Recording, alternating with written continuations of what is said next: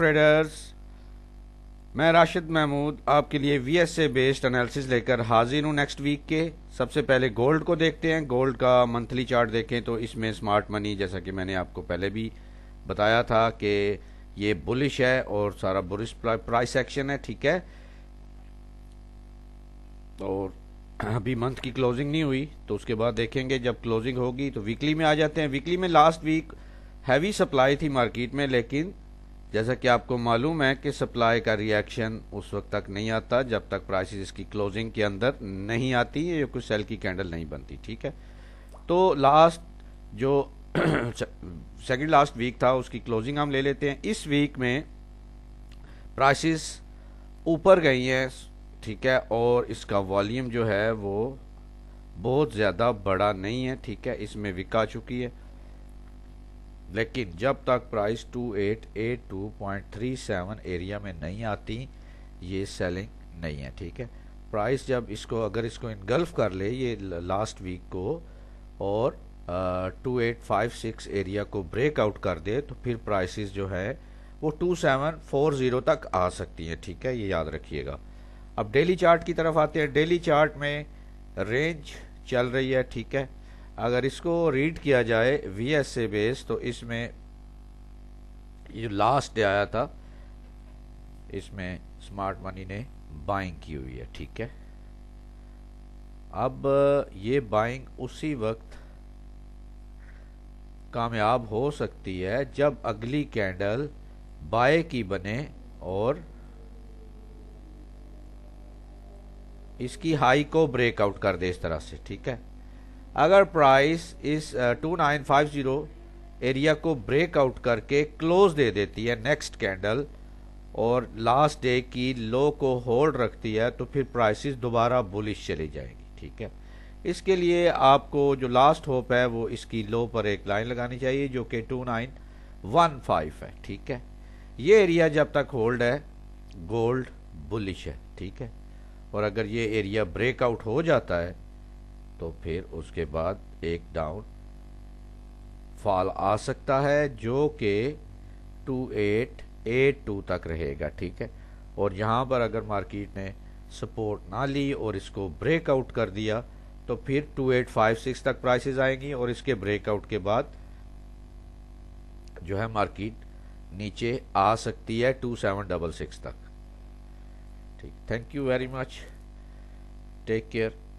VSA का course start हो रहा है, बैच न्यू। उस बैच को ज्वाइन करने के लिए आप डिस्क्रिप्शन में दिए गए नंबर पर मुझसे रब्ता कर सकते हैं। उस बैच में हम आपको volume spread analysis, Richard D Wyckoff and level लगाना, इंस्टीट्यूशनल चार्ट पैटर्न्स और बैंक लेवल, ये तमाम चीज़ें सिखाएंगे। कोर्स की ड्यूरेशन 35 to 38 डेज है। कोर्स के बारे में आप जो भी इंफॉर्मेशन लेना चाहते हैं उसके लिए डिस्क्रिप्शन में दिए गए नंबर पर रब्ता कीजिए, वहाँ पर आपको तमाम इंफॉर्मेशन दे दी जाएगी। Thank you very much, take care, अल्लाह हाफिज़।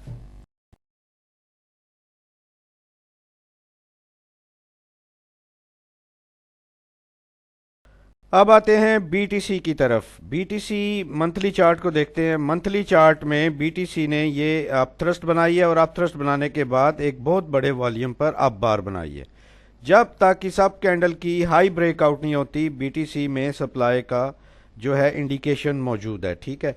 अब जो नेक्स्ट मंथ है इसकी कैंडल सेल की कैंडल बन रही है और उसके नीचे विक है। अगर ये इसी तरह सेल की कैंडल बन जाती है तो ये फिर नो सप्लाई है और यहाँ पर जो सेलिंग आई थी वो इसमें बाइंग में कन्वर्ट हो सकती है, ठीक है।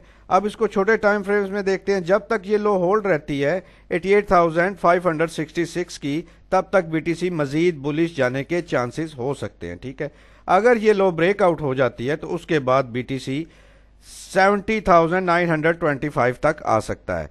वीकली पर आते हैं। वीकली में लास्ट 3 कैंडल्स को एनालाइज करें तो इनके मुताबिक बीटीसी में बाइंग है अभी तक, जब तक ये जो सेल की कैंडल है इसकी लो होल्ड रहती है जो कि 91,458 है, ठीक है।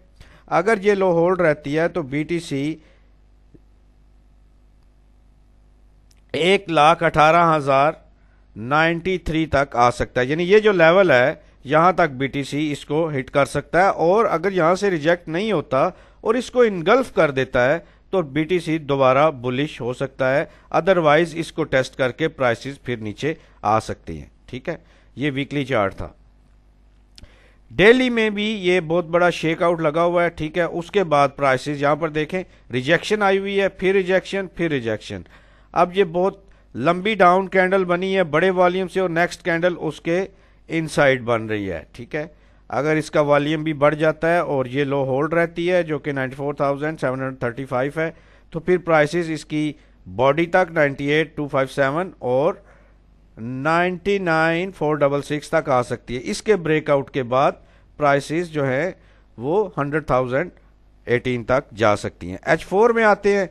H4 में बहुत बड़ा वॉल्यूम और डिप है, और ये बाय का इंडिकेशन होता है। ठीक है, इसके नेक्स्ट कैंडल की क्लोजिंग के बाद जब नो सप्लाई और टेस्ट आते हैं तो उसके बाद बाइंग की जाती है। अब प्राइसेस अगर ये वाला लेवल जो कि 97,000 है इसको ब्रेकआउट करते हैं तो फिर 98,000 तक जा सकती है। ठीक है, इसमें ये ट्रेडिंग रेंज बन रही है, इस रेंज को ध्यान में रखिए। ठीक है, ये रेंज जो है वो टेस्ट भी हो सकती है। ठीक है, कि दोबारा प्राइस इसको टेस्ट करके फिर नीचे आए और ये अक्यूमुलेशन जारी रहे। दूसरा ये है कि मोमेंटम से प्राइसेस मोमेंटम के साथ इस एरिया को ब्रेकआउट कर दें जो कि 100K तक है, तो इस एरिया के ब्रेकआउट अगर मोमेंटम से हो जाता है तो फिर रिट्रेसमेंट पर बाइंग भी की जा सकती है। और अगर प्राइसेस ये लो होल्ड नहीं रखती और इस लो को ब्रेकआउट करती हैं और एक डिप लगाती हैं तो फिर हम डाउन बार में साइन ऑफ स्ट्रेंथ देखते हुए 88,994 इस एरिया, या इसको अगर फेक आउट करती हैं क्लाइमैक्टिक एक्शन कैंडल से तो वहां पर दोबारा बाइंग भी देख सकते हैं। ठीक है, और अगर ये लो ब्रेकआउट हो जाती है तो फिर बीटीसी सेलिंग में चला जाएगा।